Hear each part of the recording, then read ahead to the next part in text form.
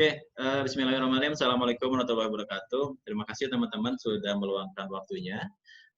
Kita ketemu lagi di mata kuliah analisa laporan keuangan bisnis. Kali ini kita akan ngebahas selanjutnya. Kita kemarin sudah ngebahas tentang neraca dan kita sekarang akan ngebahas tentang laba rugi. Karena di mana ada neraca dan di situ pasti ada laba rugi. Ibaratkan kayak Milea dan Dilan. Kalau tadi kemarin kita bahas tentang Mileanya, sekarang kita ngebahas Dilannya. Oke guys, nanti kalau ada yang kurang jelas, teman-teman silakan aktifkan speakernya. Dan nanti silakan lakukan pertanyaan. Kalau saya terlalu cepat atau ada kurang spesifik misalkan dalam penjelasannya. Oke teman-teman, kita mulai materi kuliah kali ini. Tentang laba rugi. Oke, di dalam laba rugi di sini kita harus mencantumkan pertama tetap ada nama perusahaan, misalkan PT GPB. Yang kedua adalah kita harus mencantumkan ini neraca atau laba rugi. Oh, ini laba rugi. Selanjutnya ini ada tanggal, bulan, dan tahun. Kita harus melampirkan karena ingat dalam laporan keuangan itu kita harus mencantumkan dalam satu periode atau selama 1 tahun. Gitu. Jadi 1 tahun itu adalah 12 bulan. Atau pertanyaan gini, Pak, kalau saya baru bulan 9, saya buka usaha, gimana saya laporan keuangannya?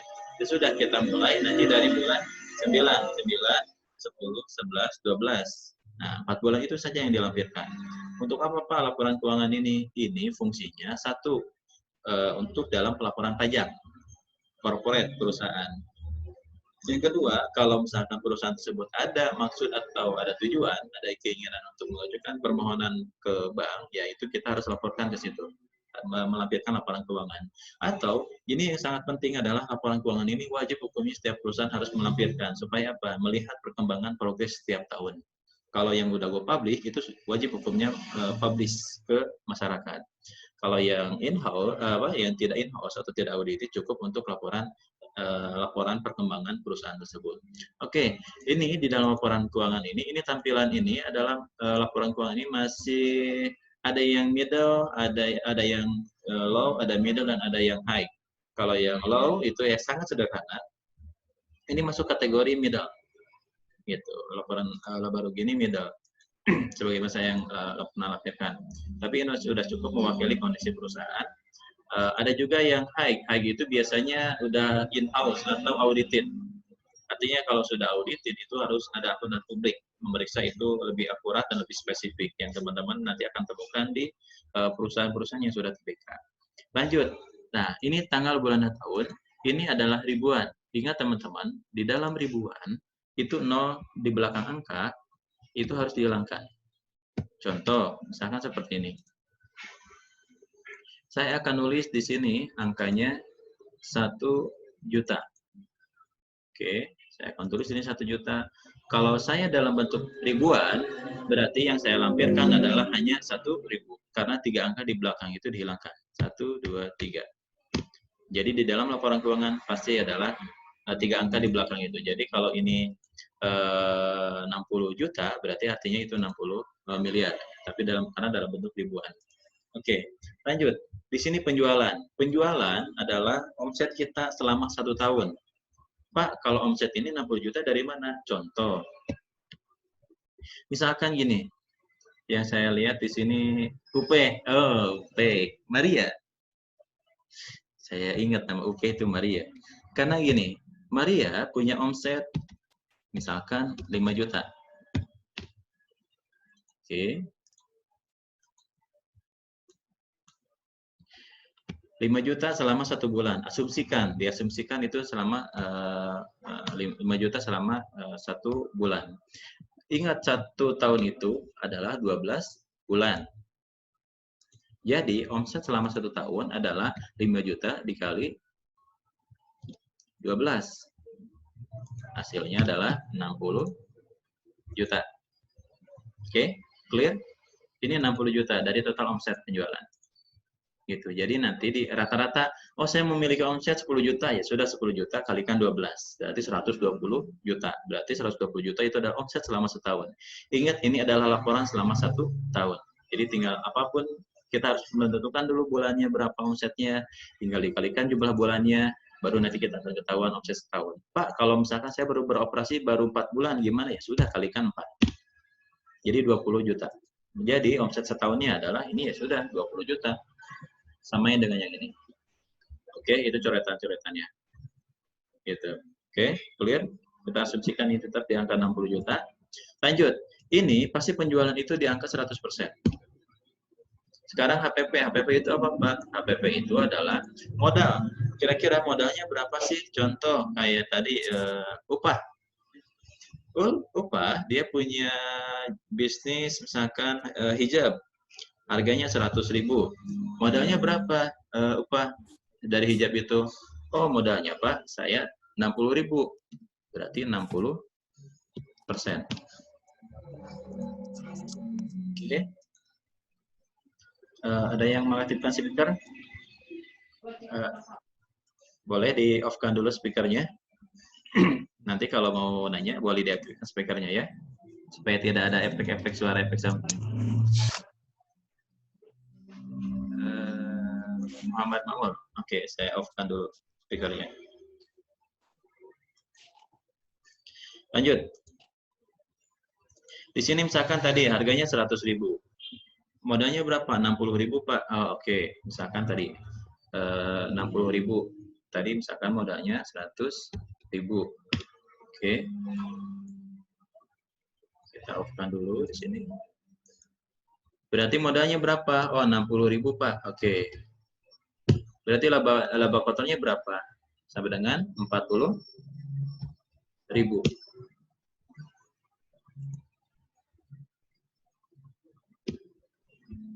Ini adalah laba kotor. Begitupun kalau nanti misalkan, oh Pak, kalau misalkan seperti ini gimana? Kalau ya seperti ini, berarti ini omsetnya, misalkan asumsikan 100 penjualnya 60 juta, ini 50%, berarti kita rubah menjadi 40%, sehingga laba kotornya adalah 40%. Oke, sampai sini ada pertanyaan? Oke, kalau jelas kita lanjut ya. Oke.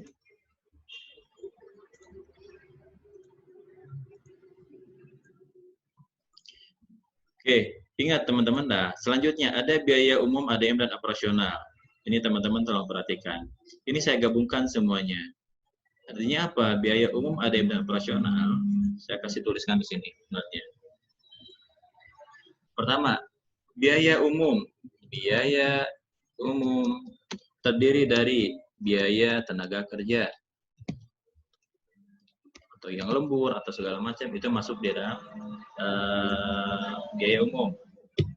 Terus ada biaya administrasi, biaya ADM, itu bisa dalam bentuk kertas, alat ATK, ATK dan yang lainnya. Terus ada namanya operasional. Operasional diantaranya ada bisa dalam bentuk bensin atau akomodasi maupun yang lainnya berkaitan atau listrik gitu. Ini semuanya masuk dalam kegiatan-kegiatan operasional. Nah, operasional ini nanti kalian tinggal dijumlahkan semuanya. Oh, biaya umum berapa? Oh, biaya ADM berapa totalnya? Oh, biaya operasional berapa? Itu ditambahkan aja semuanya. Gitu. Masuk di dalam satu kesatuan, di sini tinggal dijumlahkan. Oke. Ini teman-teman silakan nanti di catat. Oke, saya masukkan di sini di Excel.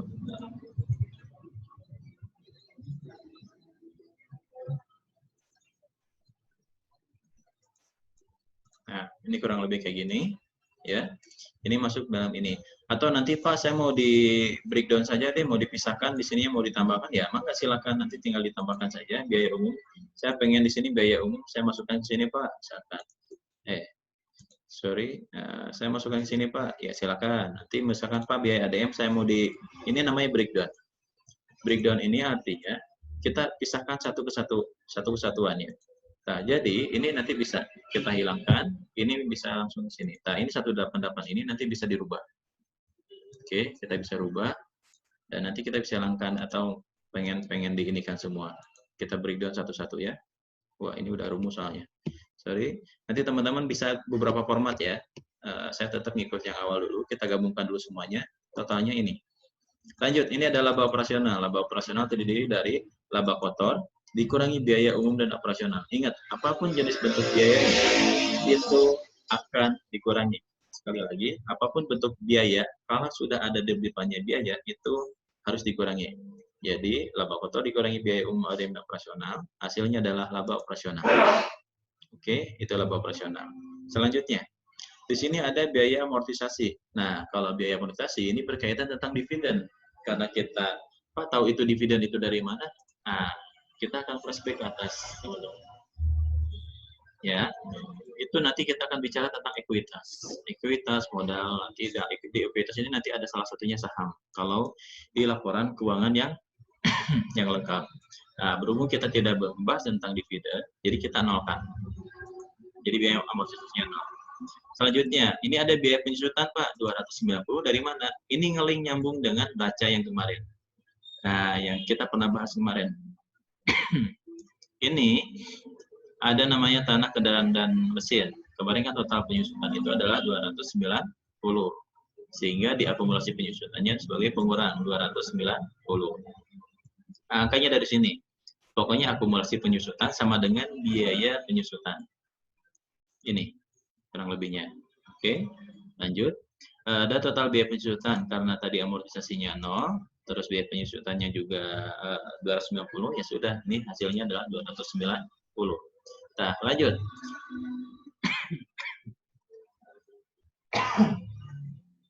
Aduh, ini ada, sorry, ada efek samping, ada yang masak agak nyugak jadi batuk-batuk. Oke, lanjut teman-teman. Ada pendapatan lain-lain. Pendapatan lain-lain di sini artinya kalau upah ini dia selain menjual hijab atau menjual pakaian, dia punya bisnis ikan, juragan ikan nih, ikan lele, juragan lele, atau juragan mujair. UP Maria adalah juragan mujair, jadi dia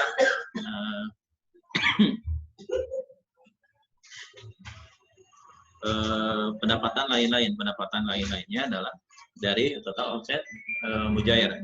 Nah, dari mujair ini dia dapat omset setahun berapa? Oh, Pak, saya dapat omset misalkan 64 juta Pak setahun. Oh, oke. Ada biaya tenaga kerja nggak? Ada. Oh ya sudah, biaya tenaga kerjanya berapa? Oh, biaya tenaga kerjanya adalah 12 juta Pak. Karena 1 juta saya gajinya si biaya tenaga kerja itu dikalikan 12. Oke, lanjut. Sehingga laba sebelum bunga dan pajak, earning before interest and tax, adalah pengurangan dari, ya, satu, saya akan kasih warna. Yang pertama, laba operasional. Ya, oke, warnanya saya bedain dulu biar sama. Dikurangi total biaya penyusutan. Ini dikurangi. Karena biaya, ingat. Ditambah pendapatan. Ingat, kalau ada pendapatan, berarti itu ditambah.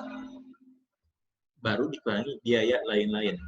Kalau biaya, itu pasti dikurangi. Jadi, yang ditambah hanya pendapatan lain-lain. Oke, yang ditambah hanya pendapatan. Ingat, pendapatan ditambah biaya-biaya dikurang. Patokannya itu, cost of operation. Jadi nanti dalam biaya operasional itu akan dikurangi biaya-biaya. Sehingga inilah laba sebelum bunga dan pajak.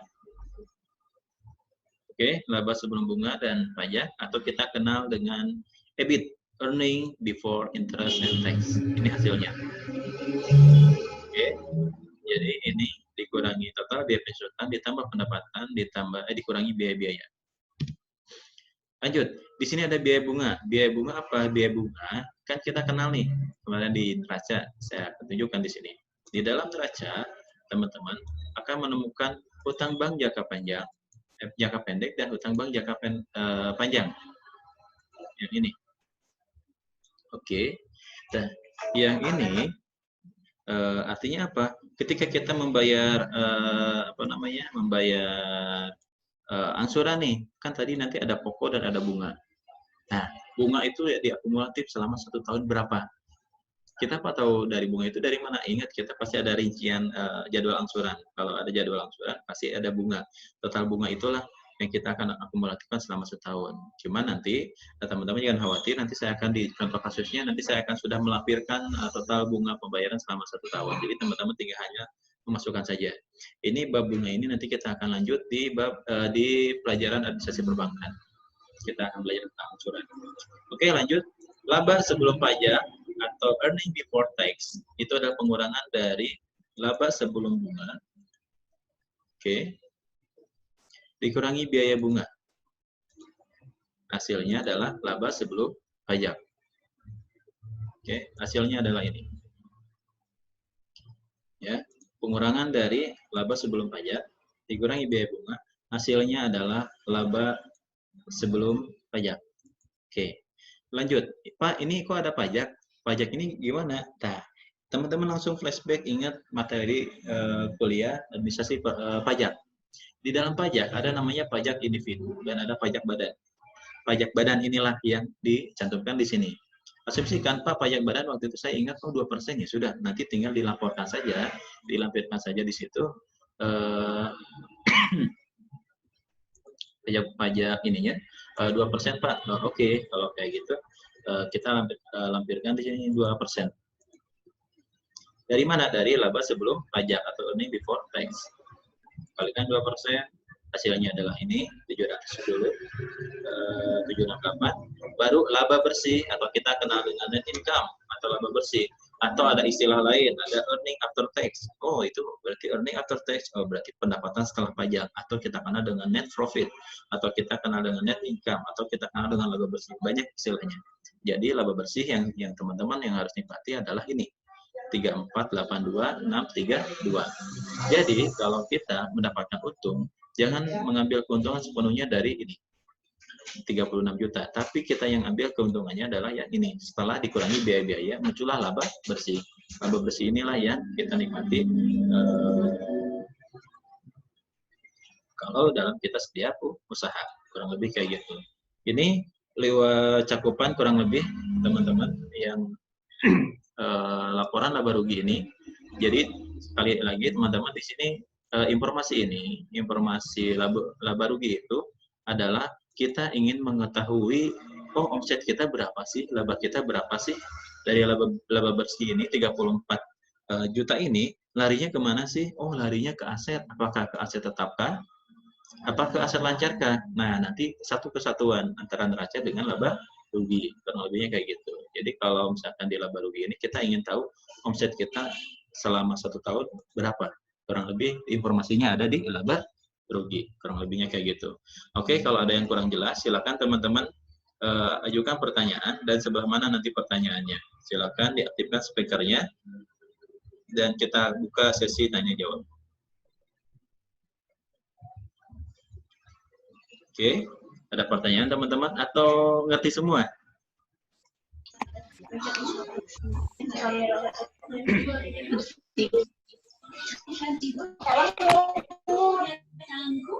Oke. Oke guys, kurang lebih itu materi untuk laba rugi pertemuan kali ini. Nanti kalau ada yang ingin ditanyakan, silakan nanti bisa japri atau nanti bisa ini. Dan jangan lupa nanti materi ini saya akan upload di Google Classroom dan nanti saya akan upload di YouTube saya. Jangan lupa subrek and like and share. Oke, kita ketemu lagi minggu depan. And bye-bye dan assalamualaikum warahmatullahi wabarakatuh.